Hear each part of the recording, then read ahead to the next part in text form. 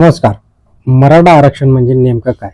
मराठा आरक्षण म्हणजे महाराष्ट्रातील मराठा समाजाला शैक्षणिक संस्थांमध्ये आणि सरकारी नोकऱ्यांमध्ये सामाजिक आणि शैक्षणिक मागासवर्ग म्हणजे SC-BC म्हणून आरक्षण देण्याची तरतूद असताना देखील महाराष्ट्र सरकारने मराठा समाजासाठी 10% आरक्षणाचा कायदा म्हणजे महाराष्ट्र सामाजिक आणि शैक्षणिक मागासवर्ग आरक्षण कायदा 2024 साली मंजूर केला. आता मराठा आरक्षणाची मागणी ही कधीपासून सुरू होत आहे? प्रत्येकाच्या मनामध्ये हा प्रश्न आहे की आताच जनांगींनी ही सुरुवात केली की काय? तर नाही, ही सुरुवात 1980च्या दशकामध्ये प्रथम स्वर्गीय अण्णासाहेब पाटील यांनी केली होती. त्यांनी 1982 मध्ये मुंबईत पहिला मोर्चा काढला.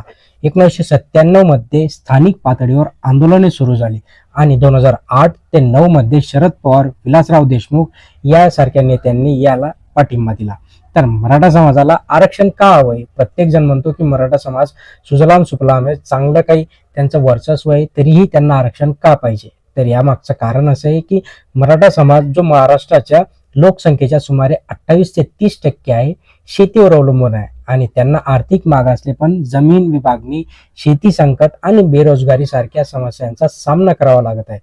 शुक्रे आयोगाच्या अहवालानुसार जर विचार केला तर 94% मराठा शेतकरी आत्महत्या किंवा मराठा समाजातून होत असतात.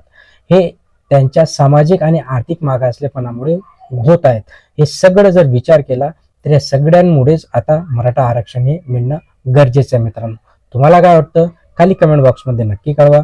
चॅनलला सबस्क्राईब करा, लाईक करा. धन्यवाद.